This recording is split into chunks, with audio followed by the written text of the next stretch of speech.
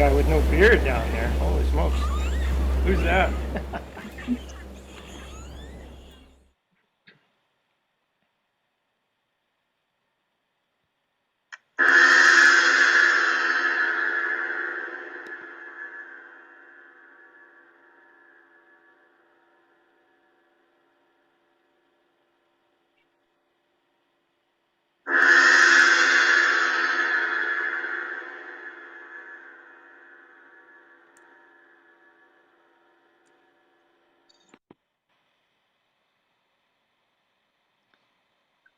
So we ended the last presentation with a quote from Hunbat's Men, the Mayan.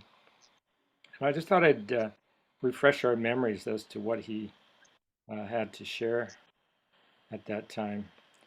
And as he said in his book, Secrets of Mayan Science and Religion, from this moment on, I would like you to realize that we are all Quetzalcoatl or Kukulkan.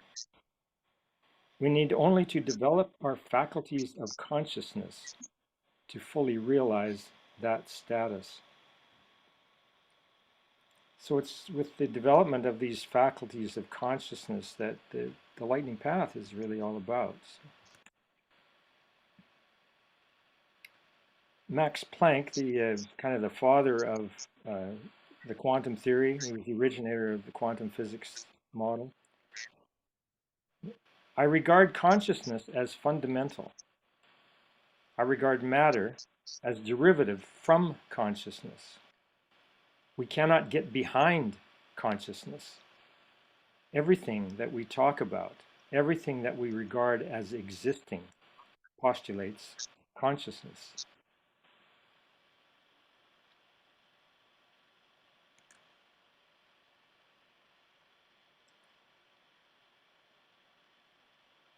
So here we are with the lightning path, and it is about this development of faculties of consciousness.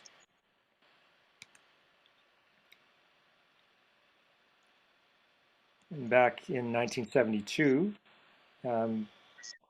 I had my first exposure to the work of John C. Lilly and his human computer theory. And his book, The Center of the Cyclone, really goes into that. It's a personal autobiography of his foray into not only the world of psychedelics through LSD and legal medical research, but also through his attempts to communicate with dolphins. And he was a real pioneer in that field, and to this day is regarded as one of the major modern exemplars of human-dolphin communication. In that book, he shared this model from Gurdjieff, the Gurdjieff vibrational levels of consciousness. And it's essentially the journey from ego through self to essence. And the notion is that we all have ego to deal with, but that there is a possibility through the cultivation of different practices and different ways of understanding the human psyche. There are ways and means of getting beyond the limitations of ego. And so that puts us into this travel, this journey into our deepest essence, ultimately. I've, in my own work, correlated astrological, the astrological model with this particular graphic. And as we see here, from the Saturnian ego through Chiron, which is the wounded healer, and that really is the self, into the realm of the outer planets, which are the realm of essence, our highest spiritual essence. So there are, we're going multidisciplinary here in our approach to expanding consciousness. And just a summary image for this this trio of ego, self, and essence. I mean, it's all there right in that picture. You know, this Saturnian bubble and then the self piercing the bubble and going into a much broader realm of essence. And this is an archetypal process that we can all engage in. Now, what is essence? Well, my way of understanding, E. E. Cummings said it very well in this poem. To be nobody but yourself in a world which is doing its best day and night to make you like everybody else means to fight the hardest battle which any human being can fight and never stop fighting.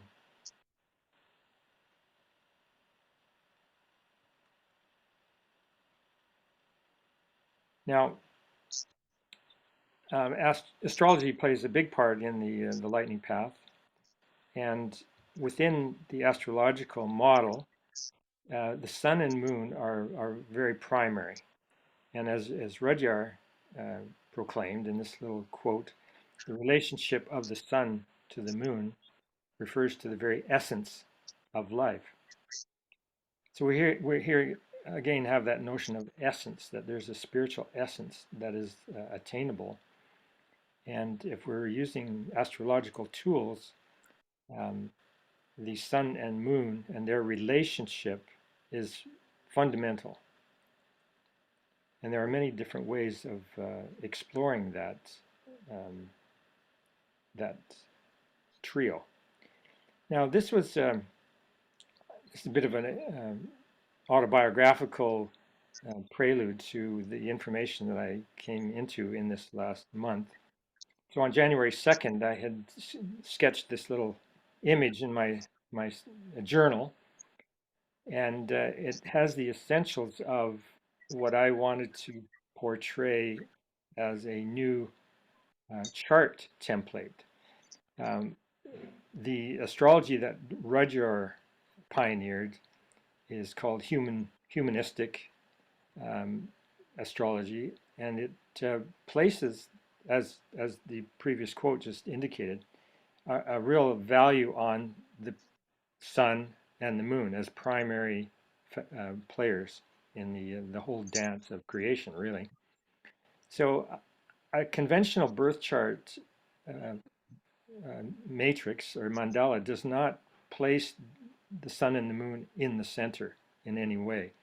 They have their positions in the zodiac, and there isn't an evocation of that fundamental polarity. And I felt that I wanted to come up with some way of bringing that fundamental polarity more into view in the chart. So on the next day, I set to work, and I came up with this chart. And this is very satisfying to me. Um, this is your basic matrix, and now the planets are then positioned into this chart based on their position in the zodiac. So Sun in Aquarius, like myself, would go up in that upper left-hand quadrant, and all the planets would find their particular array.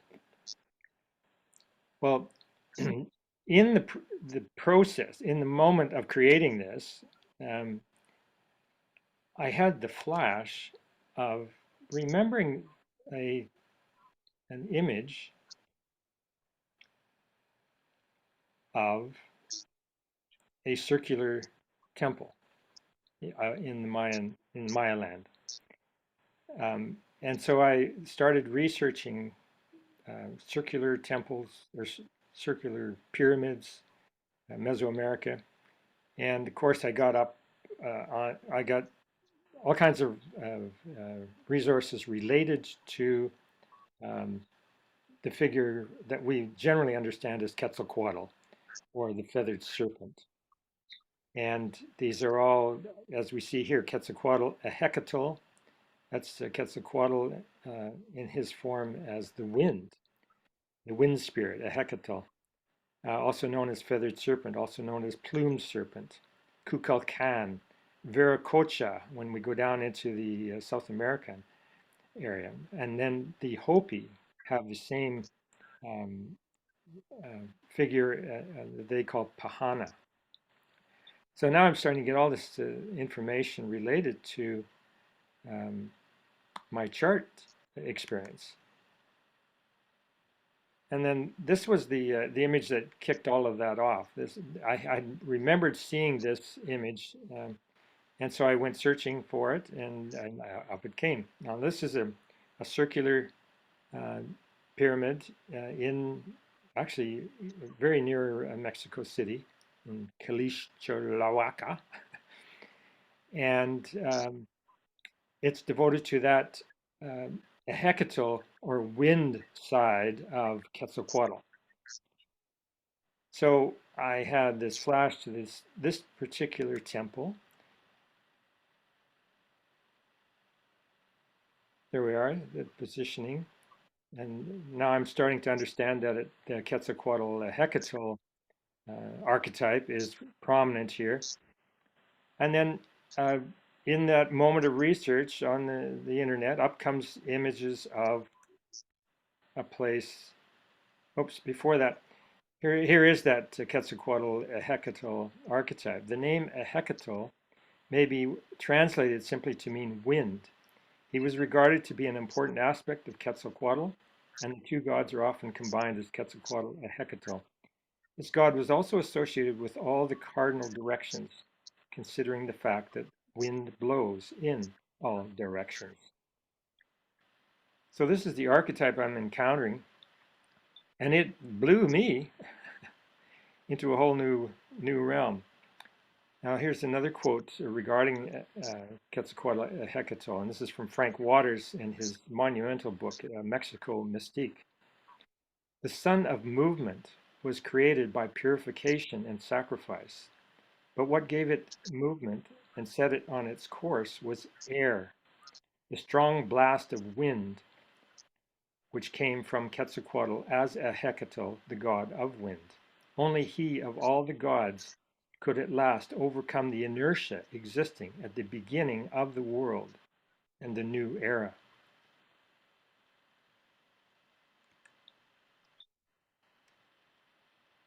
So from there, I got blown west to this pyramid site called Guachimontones. And this was in all my decades, what, 3 to 4 decades of study of Maya, all things Maya and Mesoamerican. I had never heard of this particular place. And there's good reason for that. It was only discovered by an archaeologist in 1969, and there's been some exposure of um, the the remains there and a kind of a rebuilding on some level, but there's much, much more that's yet to be discovered and developed. So the actual town associated with this sacred site, as we'll call it, is Teuchitlan, otherwise translated as the place of the first god. So Teuchitlan is a town and a municipality in Jalisco, Mexico, which, by the way, happens to be one of the location of one of the most ruthless drug cartels on the planet. In case you're thinking of heading down that way, you might want to keep that in mind. The municipality covers an area of 285 square kilometers. As of 2005, the municipality had a total population of 8,361. It's located near the archaeological site of Las Guachimontones and is associated with the pre-Columbian Teuchitlan culture. So there really isn't yet a totally confirming date for the origin of this culture, but it goes way back.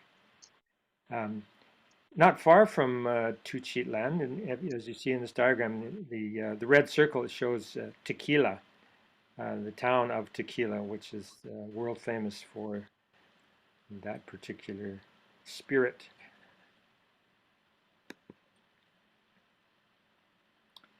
So here I am in my little office in Spence's Bridge, now becoming aware of a pyramid city thousands of kilometers to the south, and I'm having this uh, energetic encounter, which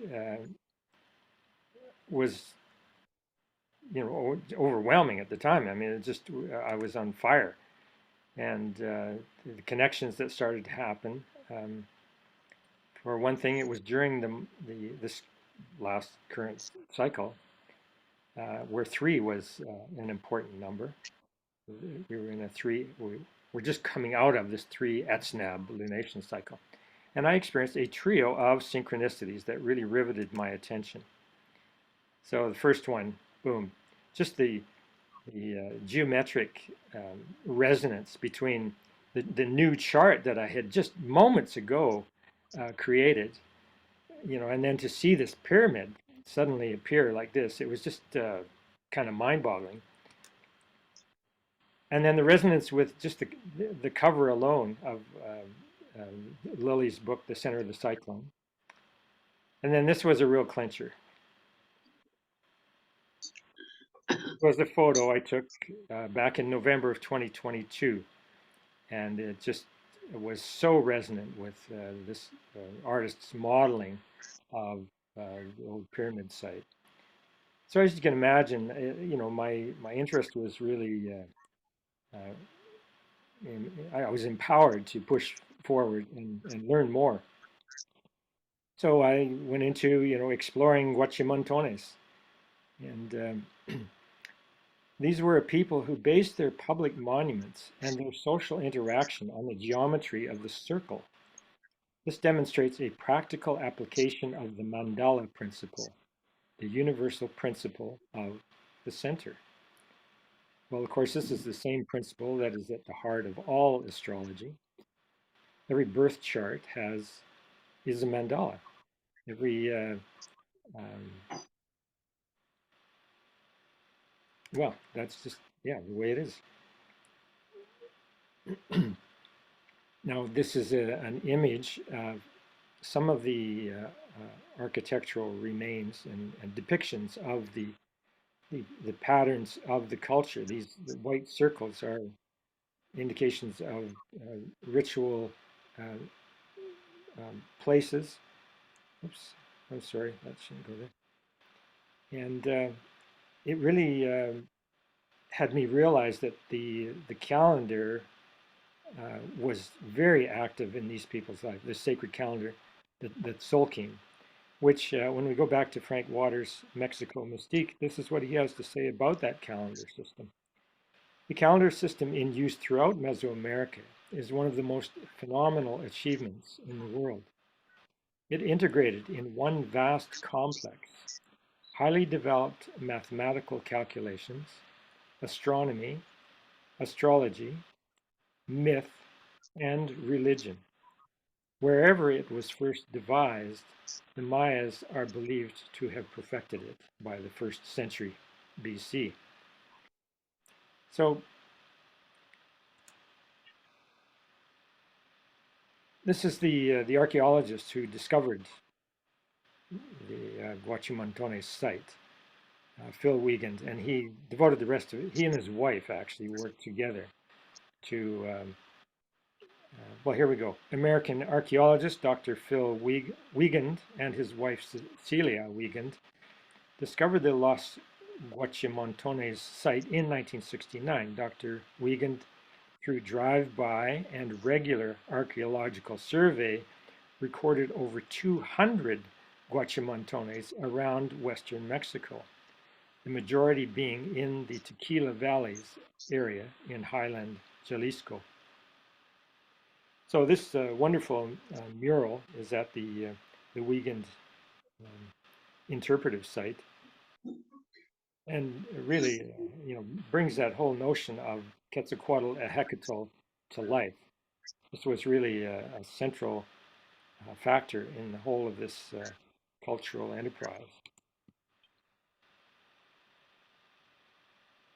Having had a mythic encounter with the remnants of the once vital Teuchitlan civilization, I asked myself, what am I to do with this experience? Surely there are ways of bringing the revealed knowledge to use in my day-to-day life. And so begins a journal-enabled retrospection.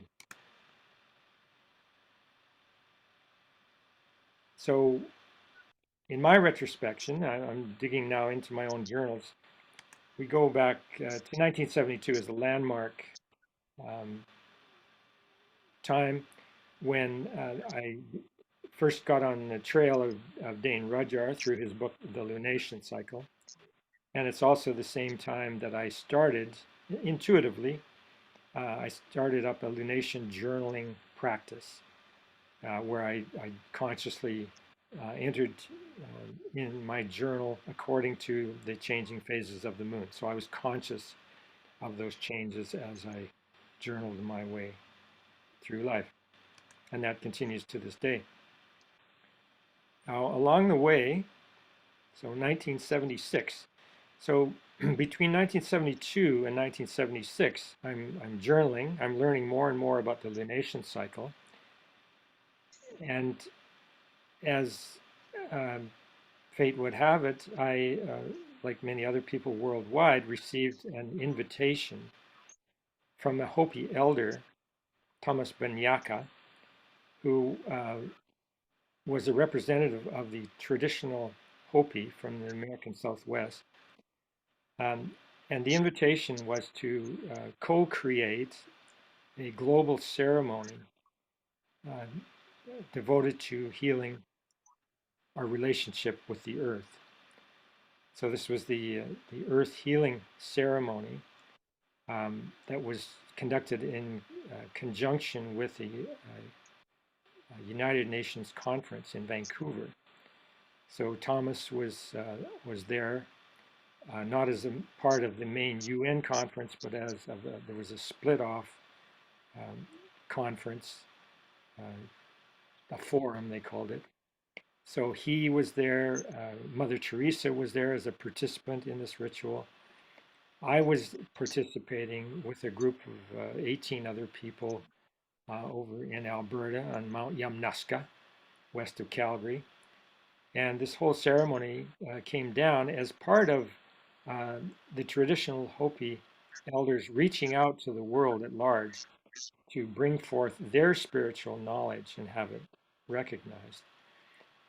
There's the famous prophecy that comes through, and this image here is actually Thomas explaining the prophecy, which is carved into a rock in Hopi land, and it it shows two paths ahead, and it really makes clear what our choices really need to be if we want to maintain all land and life. So my good friend Robert Boissier has written this book, Pahana, and Pahana is the Hopi version of the Quetzalcoatl archetype. And what Robert has to say here, of all the Mesoamerican myths that have resurfaced from the past, the Quetzalcoatl Pahana myth of the returning savior is the most widely recognized. It not only underlies the entire esoteric and mystic past of Native America, but it is also astonishingly similar to the Old World myth of the Second Coming, which had its source in Chaldean, Sumerian, Babylonian, Assyrian, Greek, Egyptian, and Roman mythology. These myths are all precious time capsules waiting to be decoded by seekers with a new eagerness to unravel the mysteries of life.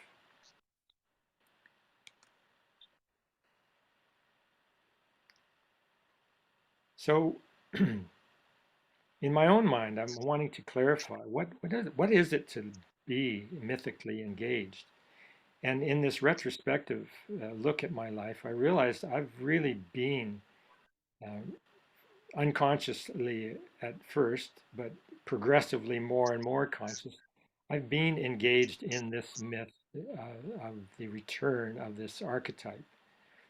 And what is the nature of that relationship? Well, Barbara Clow, in her introduction to Boissier's book, The Return of Pahana, she has this to say about myth. Myth is story that is archetypal and recurrent. Its life is based solely on belief because it has no objective reality. It is created when people respond to story. So, to live a myth means to believe in and act out a vision or story. Mayan teacher Hunbat's Men says that myth is genetic information that unites us with the earth, and that the Hopi are heir to this cultural information.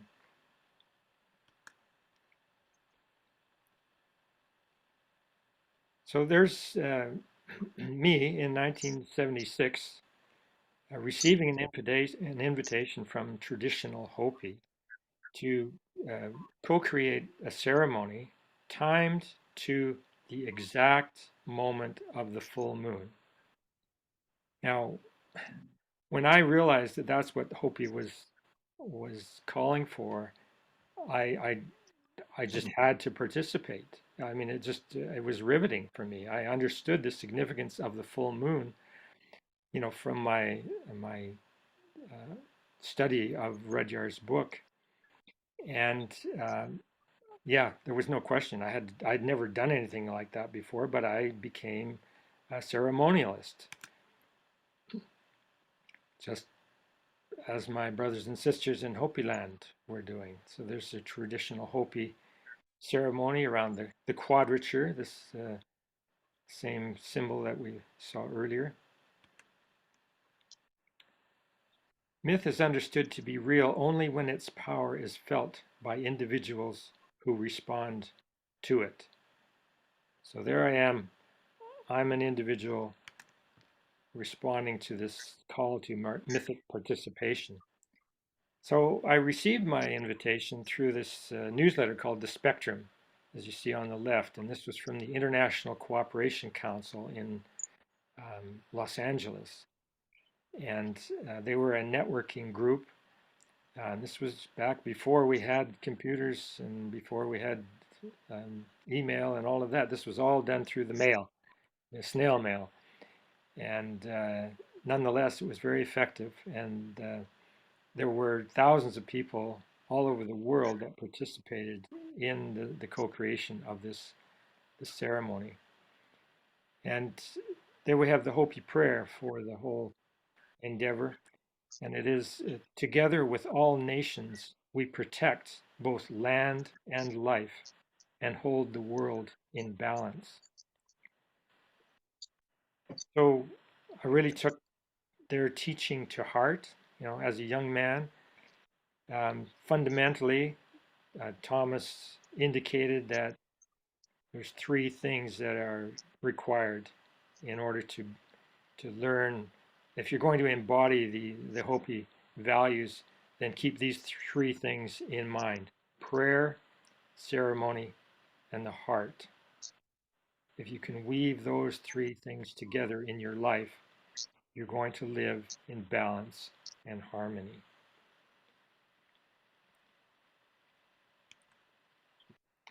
So I continued to do, based on the experience I had on the top of Mount Yamnuska in that year with that group and with that global ceremony.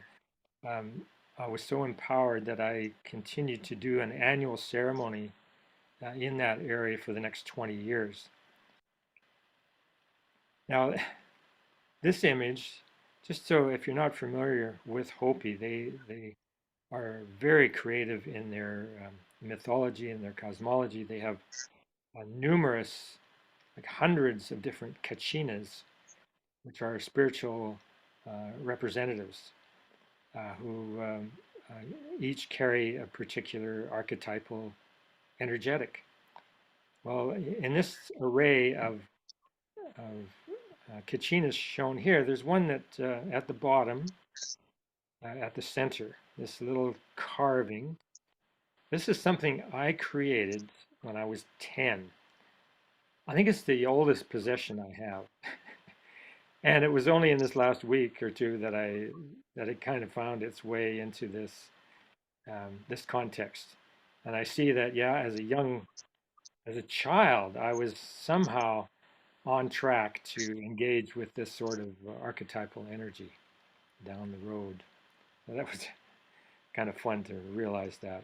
And that's, again, one of the benefits of journaling is you get to go back into um, the context of your life experience and see it reflected there. Now, in 1986, so 10 years later, I'm continuing to do these annual earth healing ceremonies.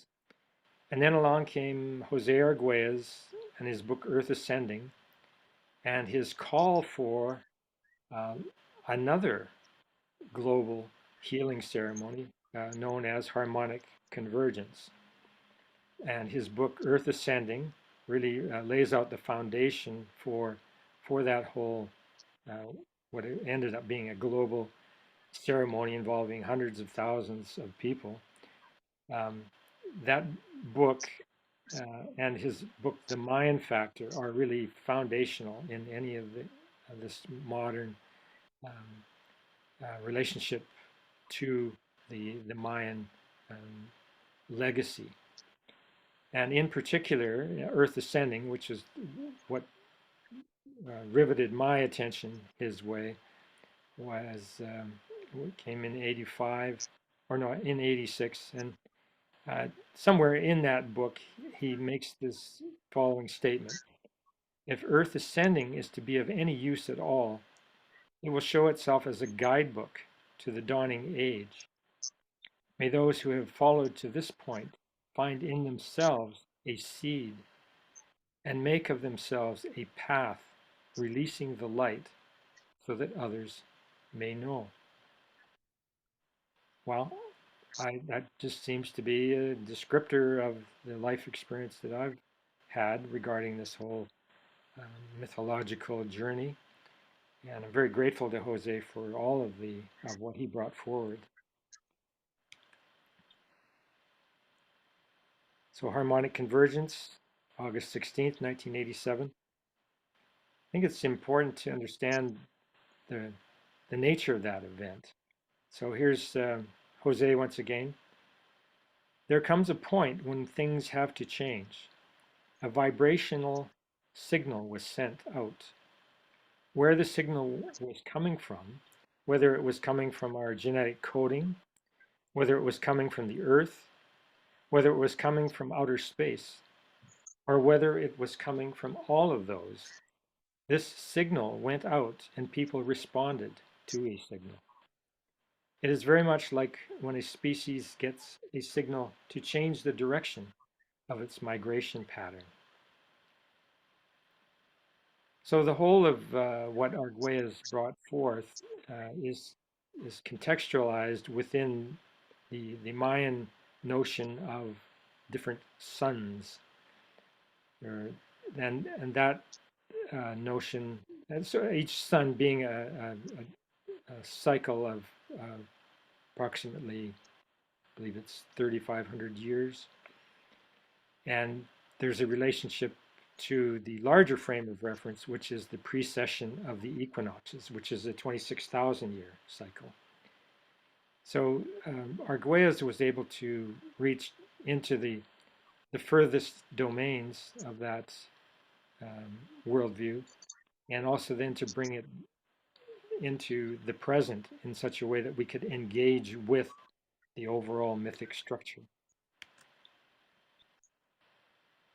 Now, my own foray into humanistic astrology, as pioneered by Rudhyar, um, that's where I started, but where I've gotten to has I've created some of my own novel ways of working with the conventional chart information, and the whole of what I'm bringing forth through the astrology ultimately is at the service of the mythology. And so we have the lightning path astrology and the myth of the feathered serpent coming on. Now, the astrology that I promote is definitely geared to self-practice. And as Michael Mayer proclaims in his book, Handbook for the Humanistic Astrologer, which is really fundamental to any study of this humanistic approach. As he says, astrological self-therapy or self-practice differs from the conventional type of astrological practice, which necessitates two parties, an astrologer, one who knows and understands, and a client, one who is seeking knowledge and understanding concerning his or her own personal experience. It differs because astrological self-practice reveals directly to the individual the meaning and significance of his or her personal existence. When an individual's consciousness penetrates beyond the superficial realms of experience, one may make direct contact with the ageless body of symbolic wisdom manifest within all things. This essence of astrological wisdom, when assimilated by the consciousness, reveals the nature of all things.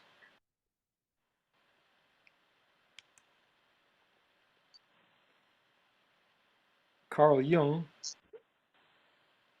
an advocate of the use of astrology, astrology represents the summation of all the psychological knowledge of antiquity. So Jung making that assertion, and this painting, which is one of his from his Red Book, this glyph, as we'll call it, is the glyph that represents the whole Earth. So this is the fundamental quadrature and the four cardinal directions. And as I say, just this represents the Earth in a birth chart. Now, Rudhyar on astrology. Astrology is a language. If you understand this language, the sky speaks to you. Now, I just want to reinforce this whole notion of self-directed exploration, astrological exploration. What you're doing if you embrace your birth chart as a mandala is you're aligning yourself with the principle of the center. And in the center is universal. It's the fundamental unitive character of all existence. On the lightning path, your natal birth chart is envisioned as a sacred symbol of your unlimited potential as a being of light. Owing to the chart's unitive mandalic center point, you can gainfully explore the contents of your chart along any line of inquiry you choose. All paths lead to the center, and in the center is unitive wholeness. So what I'm proclaiming here is that there's no need to follow some kind of rigorous formula for unraveling the key to one's destiny through one's birth chart. Instead, you can leap in like a dolphin and play. You can approach it as an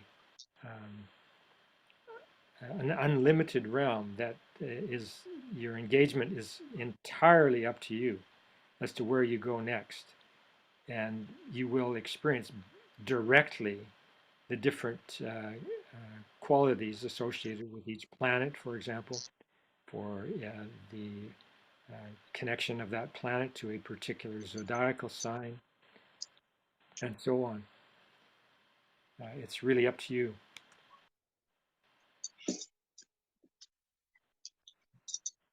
So that's the very most rudimentary application of this new chart form. I've sketched out my own chart, the different planets and their location. Um, Also associated with the creation of this mandala was the adding the 13th circle. And over in the left side, when you see Aries and the moon, um, there's the symbol for the newest discovered planet. And some of you may not even be aware of it, but there's a new planet called Eris, E-R-I-S. It's located in the zodiac in Aries. It's a universalizing archetype that I'm only new to, and I'm sure there will be a lot more opportunity to explore that further. I intend to do so in my own chart explorations. So back to sun and moon, the relationship of the sun and the moon refers to the very essence of life. So these are graphics I've created in the past, the one on the right, to basically show the same natural hierarchy of functions that the previous chart portrays.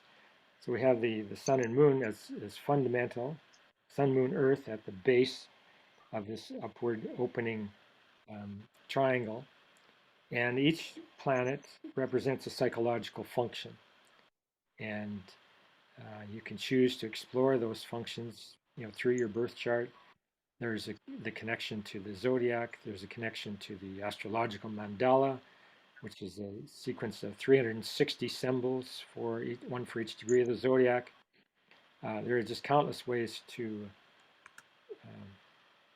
expand one's awareness into that realm. Now, just beginning with the sun, the relationship between the sun and the moon, we have Rudhyar's book, The Lunation Cycle, to draw on. There's also the book, The Phases of the Moon, and I know you have that, Bruce. And those two books are foundational in any study of the lunation cycle. The graphic on the left is a graphic I developed for the technique revealed in both of those books called the secondary progressions technique. And this takes and maps out the whole of your lifetime as a cycle wherein you can explore the different progressive phases. These are ways of becoming more and more conscious of your inner life. And as I indicate here, possible paths of exploration that go further in this regard. You have the lunation birthday, which comes out of those two books. You have the progressed lunation, which I just spoke about. And then you have the new moon before birth. Well, the new moon before birth has a particular astrological teaching, but it also is your key into a mythological realm associated with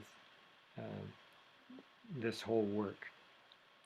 So we have this integration now of astrology and mythology happening.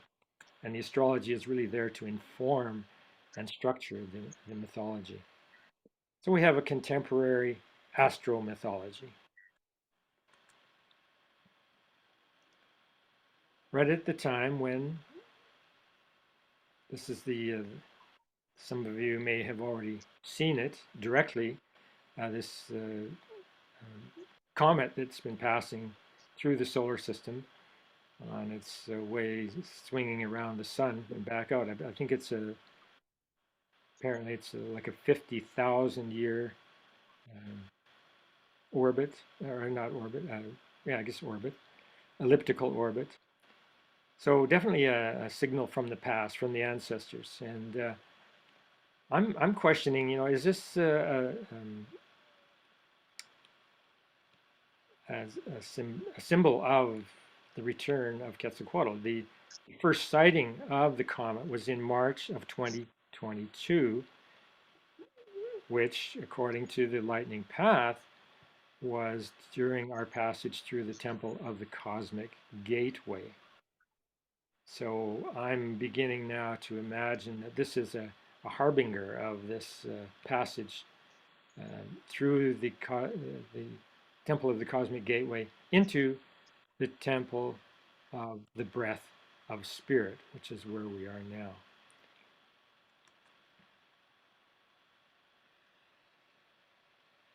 Quetzalcoatl is said to be the embodiment of the serpent rainbow beam of cosmic intelligence, the electric sperm of the universe, fertilizing the womb of the earth. So this is a massive archetypal process. And I want to thank you, Barbara, for allowing me to use some of your graphics. Barbara created the graphic that we see on the left and the right here. And this is a rendition of the feathered serpent, and so appropriate. And now looking to a contribution that Sophia made with this absolutely exquisite GIF that I don't know if any of you have seen this and have actually gone through the motions that are depicted here, but this is very much the mudra for hieroglyph Kawak, which is the moon cycle that we're about to enter. And I've been doing this regularly in my meditations, and it's a very liberating experience. I highly recommend it. And it's really about, as I see it, it's about embodying this this cosmic sperm experience. We can be empowered by this this celestial force, empowered in our creativity.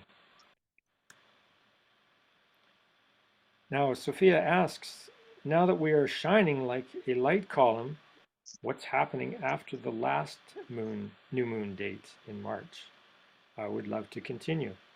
Well, she's definitely brought the question of the moment into prominence, and so we are, yes, one presentation away from a whole new vista, threshold, and as a group, we need to decide where we go from here.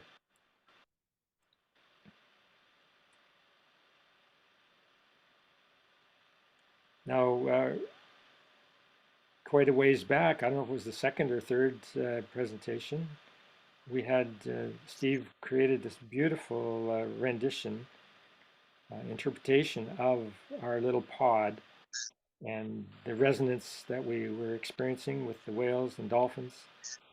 And in a sense, this is our chalice. This is our cup that has been filled to overflowing each and every session we've had. And here we are today with this very small group, but we're sustaining the vibe, and I'm very grateful for the continued support of my part in this.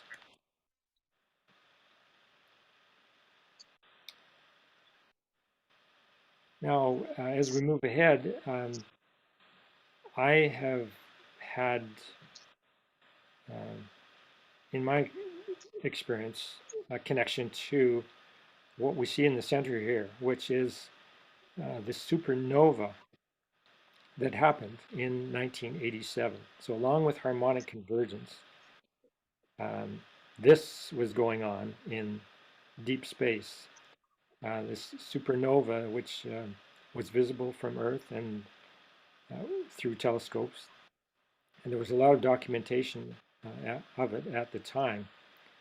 Now, for me personally, it depicts the kind of networking circle that I was facilitating at that time, where once a week people would come to my home and we would gather around the circular altar and exchange, share insights and our creativity and questions and so on.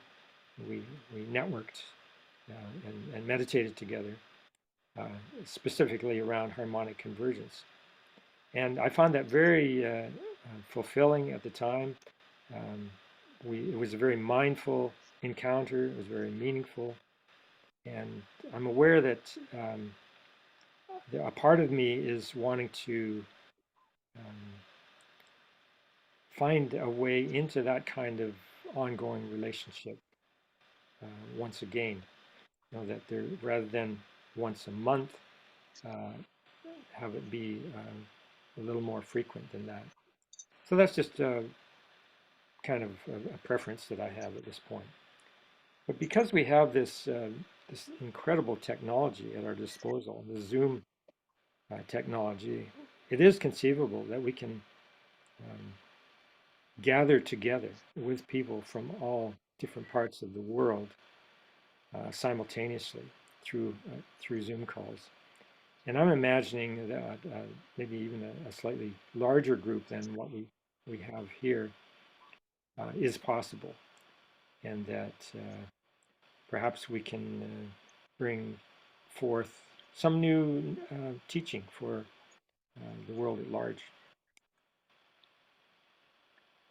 And going way back to the beginning of my connection to the Maya Soul King, we have this little guy, this little submarine.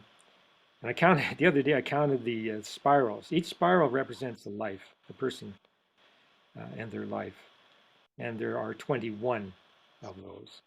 And that to me seems to be around the right size for this kind of consciousness exploration that I'm imagining in my future, you know, as a group. Um, we have the basics. The calendar provides a basic context for um, co-creation, for the timing of our co-creative efforts, and also for an exploration of the mythological context of our journey.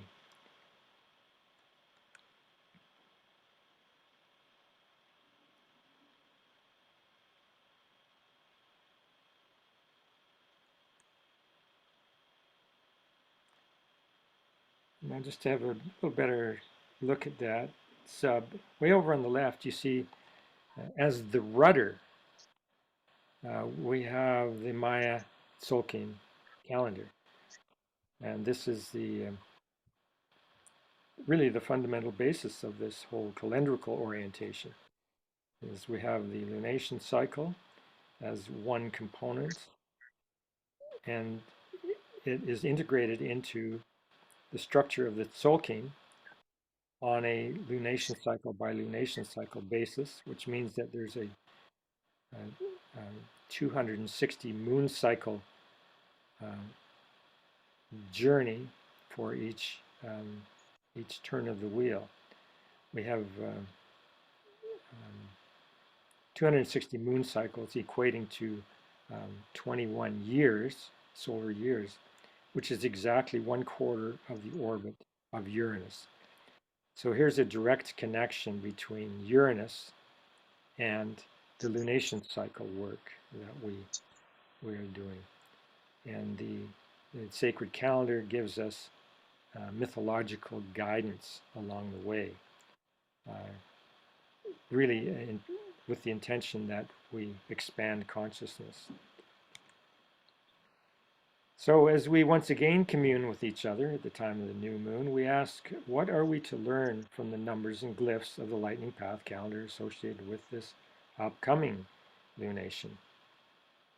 And again, this group here of individuals is about the same number as what I counted in the yellow submarine there.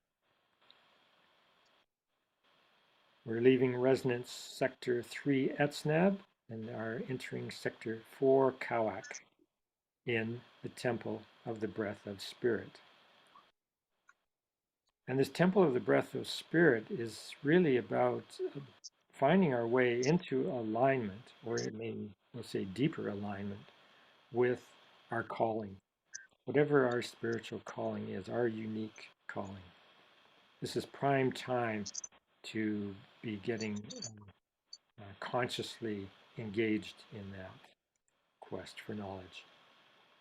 So we have 4: measure, order, definition, discrimination, natural cycles, meaningful alignment. So all the things that we've just talked about, this is, as I say, prime time. Kawak, transformation, reunion, light body, activation for ascension, thunder being, lightning path, initiation by fire, ecstasy of freedom. So these are all from the Mayan oracle, Spilsbury and Brunner. And um, again, this is a mythological orientation. So these are qualities, and we're being offered the opportunity to become more and more conscious of any of these aspects that we want to focus on. Ultimately, my experience has been that the the hieroglyphic symbols are there to help us expand consciousness in a step-by-step way, and in a cyclic, holistic orientation. That yeah, we really engage with the Mandela principle and with the spiral, and we're spiraling out and out into greater awareness, ideally. So some graphics to go with. This is a painting that Teresa and I co-created quite some time ago, representing Kawak. And you might see thunder beings in there. There's different mythological figures. There's the tumultuous sky and the bolts of lightning and awareness. Another rendition, another interpretation of that hieroglyph, Kawak, by myself.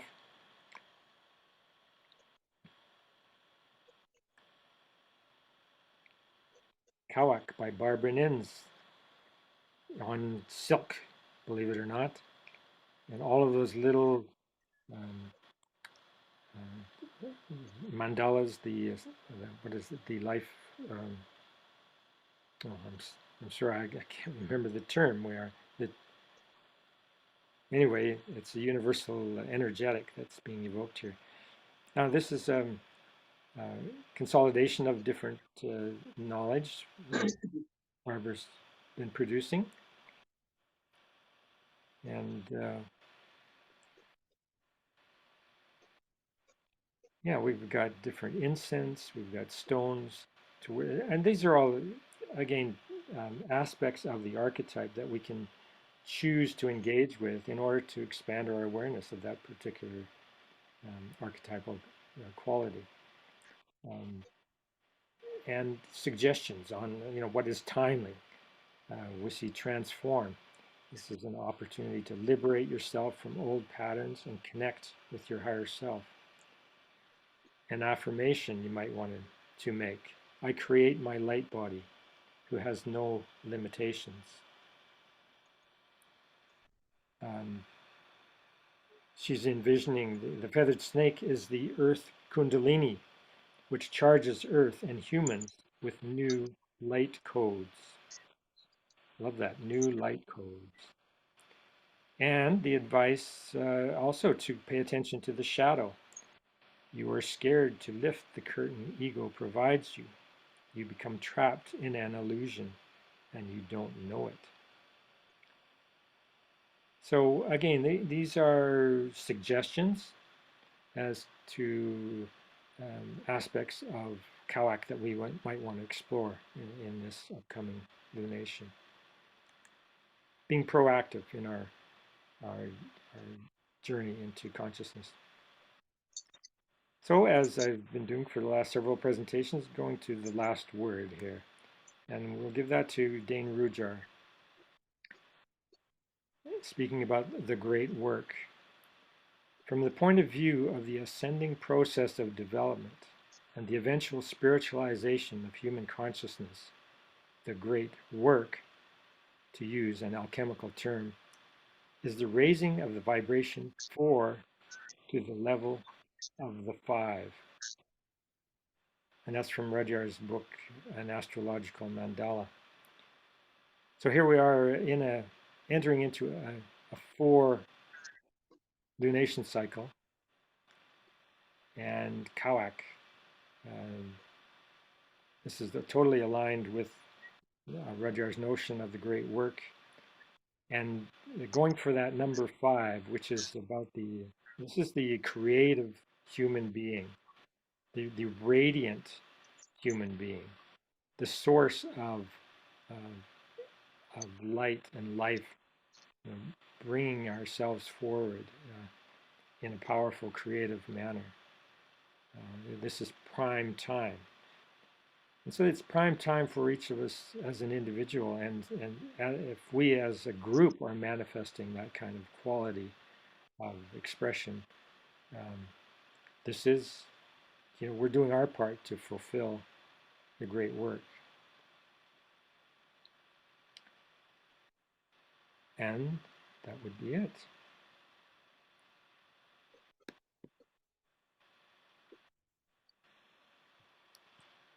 And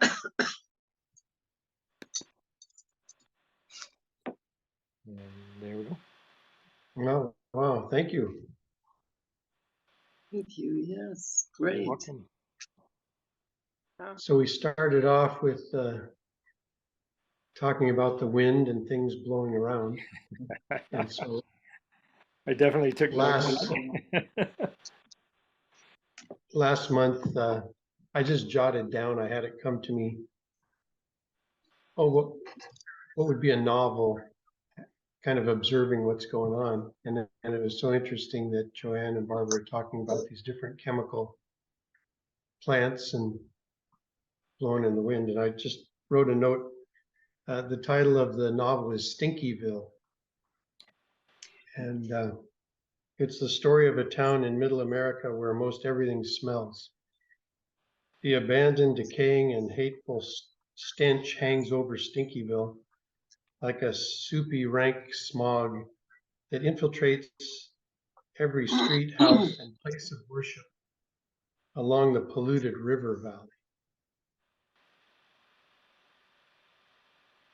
So it's a pretty dark novel, yet it shows the reality of a lot of things on the planet. Absolutely. So I found that amazing that the conversation started with this polluted wind. Yeah. And then from there, your presentation, it just took me everywhere. The talking wind.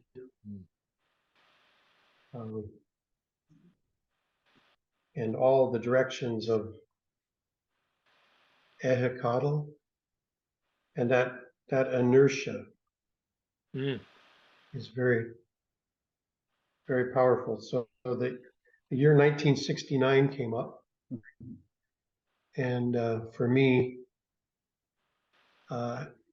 doing Vipassana the last 22 years, 1969 is a year where I was 16 and living in that drugs and rock and roll. And at that time, the Western world's going out to space. It's landing on the moon. And then Goenka, who brought Vipassana out to the West, he brought it out of Burma. And that was the original Buddhist meditation that the monks kept to themselves. But they said, no, the bell has struck and it's time to take it out to the world. So he brought it out from Burma to India and then to Massachusetts and Australia. And here was this, the West is going on this outer journey and to the moon and space, and Goenka is bringing Vipassana, the inner journey out to the world. So I found that fascinating. And then Guachimontones is discovered in 1969. So that's what triggered for me. Right on. And then when you're talking about the cartels around there and the place of the first god, I said, oh, well, there's the Godfather Right on. working in the cartel. And then you had that picture of Thomas at the lectern speaking. Yeah. And on the lectern, it says Las Vegas. And I was going, that's interesting. He's bringing that, I don't know if it was Las Vegas, there's a Las Vegas, New Mexico, and then there's Las Vegas, Nevada, of course. But he's bringing something out to the world. And I said to myself, Las Vegas of all places, because we've lived there and we've seen all those addictions, what they look like. Yeah. And then you went into the Cachinas, and I think it was in '69, my brother, when I visited him in Arizona, gave me an eagle Kachina. Mm. And as you said, you showed your little carving. I think that's probably the oldest thing that I've brought with me. You can show it if you want. Yeah. Yeah. I think, yeah. He's showing his. You're gonna show. He's bringing his. I mean, doesn't that look like a hieroglyph right there? I love it. Woohoo! Voice and then toys. Yeah. Right on. Woohoo! So Very good. that took me to the Kachinas, and when we traveled through the Southwest, we picked up a few Kachina books and studied the Kachina. And what I found with the Kachina, that they're spirits, but they're so earthbound. They're actually their way of living. Like the clowns are actually their policemen. They keep the society, they'll chase after people if you're getting out of line. Yeah. So I found that fascinating. And then for me, with this talking wind, I've taken up this coaching program, and I feel like talking wind in the coaching. And it's combining those two things from 1969 and now the three things with Guachimontones of the meditation combined with neuroscience. So it's the rocket science and the meditation combined. And to me, it's getting out to the masses easier. It's So I'm a little confused. You said the rocket science. well, just the science in general, in that rational mind of Okay. neuroscience and rocket science and science. And it's an opportunity for more people to grow towards the light. Versus when we'd say, well, we do Vipassana, it's 10 days of silent meditation. First of all, find 10 days, and people struggling to discover it. So it's been a blessing of COVID that we feel discovering Zoom and getting it out to the masses as you have with your presentations. And then it brought up for me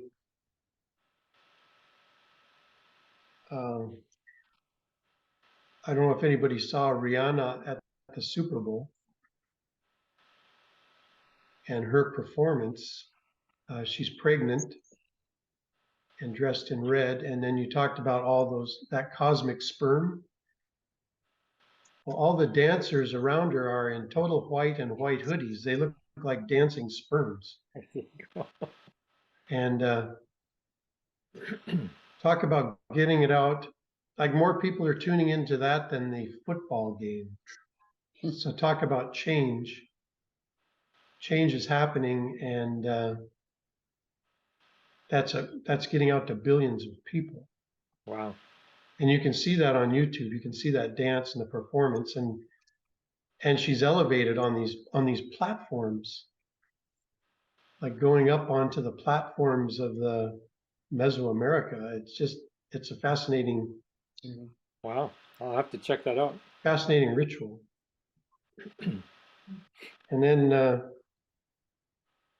you had your new mandala birth chart, and I noticed, wait a minute, you got that Sphinx looking character. It's placed right at my birth on the chart. And I'm going, what is that? And then you're saying it's a new planet, Eris. And No, the Sphinx isn't the Eris connection. There's a glyph for Eris that's near the Sphinx, though. Yeah, I see it on the chart. And then you said, oh, that, Steve has that book, Phases of the Moon, and where you place that on your image, that book is touching the tail of that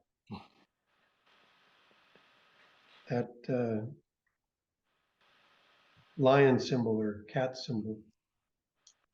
It's on and then you're showing the tail of the comet. I'm getting all these tails and connections there. So it was really fun. And then your numbers, you showed the 5, and there's the 5 of us today, and there's 31 images or spirals in the yellow submarine. So there's 4, and 4 is Kawak. And then Kawak is the number 19, which is the date today. So there was a lot of synchronicity going on while I'm listening to you. So it was very, very enlightening today, and lots to play with. And as you say, moving forward, I just feel there's a lot of, following your discoveries just connects with, what's going on in my life. So I'm enjoying it very much, and look forward to continuing. Thank you. Thank you. That's great.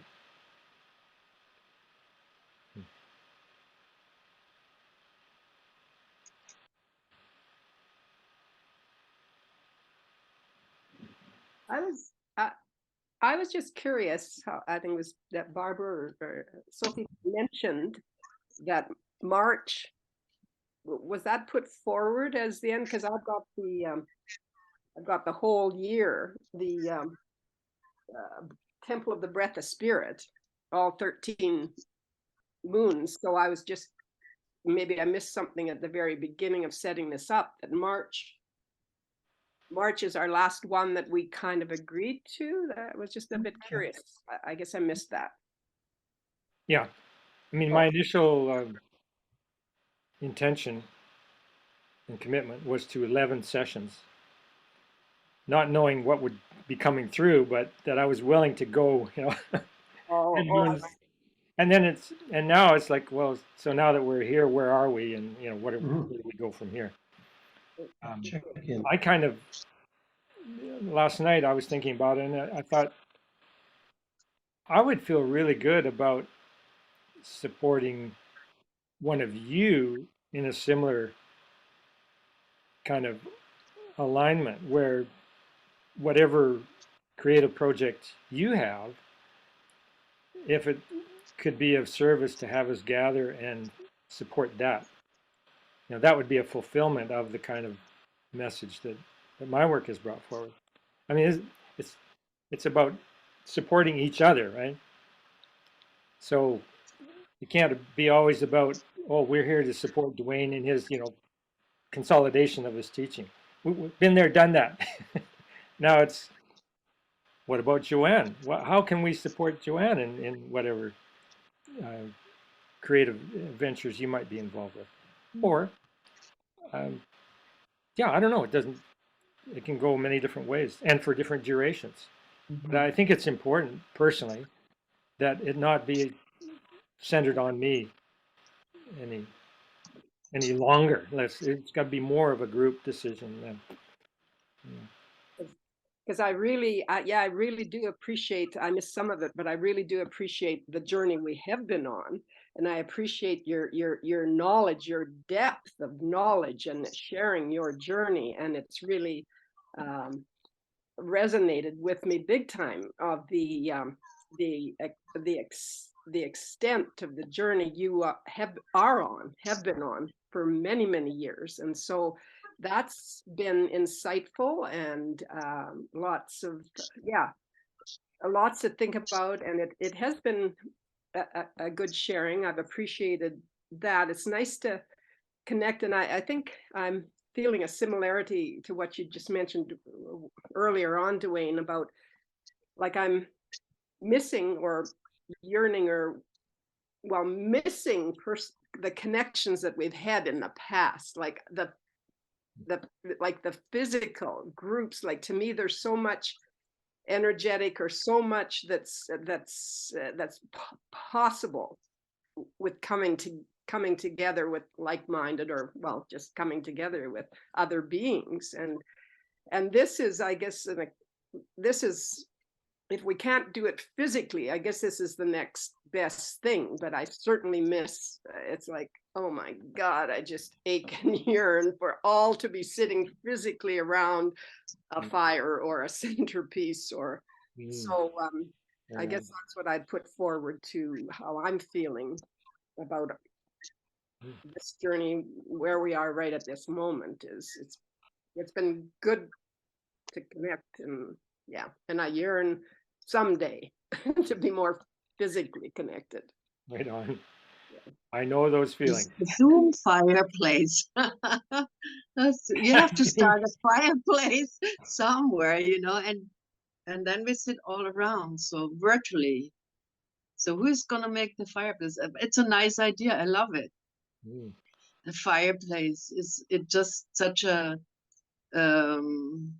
where you can tell stories. Maybe that's a good idea. That's a great idea. To have everybody, like you did with me with the paintings, that everybody sort of can tell a story out of their lives. And when you have like a favorite story, on a fireplace, it's really cool. So you come to know this person and the way they talk. And, like Bruce is also like very interesting, and he probably is going to have a super cool story for us. So this fireplace thing is a good idea. I like it. Feeling wise, from the heart. It's not from, we have to sort of put it into reality. But the feeling of the fireplace storytelling is also so Indian. It's also so Hopi. It's also Canadian. It's also, I mean, Canada. We had the most beautiful fireplace encounters there. With my brother. He was like entertaining to the top when he was sitting around the fireplace. And he would sing even, he's also he brought in all his gifts, because all he is a gift. Yeah. And we are gifts. So, and that's kind of sharing gifts, isn't it? And sitting in circle, like, to me, the circle thing, we're all equal. We all take our place in the circle. And I just, Cool. Yeah. Very cool. I miss that. I mean, I yearn for that. Yeah. Well, I've had some experience with this kind of orientation based on lunation birthdays. So I have graphics of the circle of moon phases And then I put an image of Dane Rudhyar up in his birth sector, put my image of me over in my birth sector, you know, and then you call council, and the person who's born closest to the new moon, coming out of the new moon, starts things off. And then they pass the feather to the next person, you know, and then we go around. So we were learning about the lunation as we speak. So Wow. that's been a fun. Maybe we could work together on that, getting something like that happening. I like that. That sounds, yeah, I like that. It's a Gotta cool get through idea. gotta get through the inertia. The inertia is always there, isn't it? Hmm. And that's, yeah, got to blow hard. Yeah.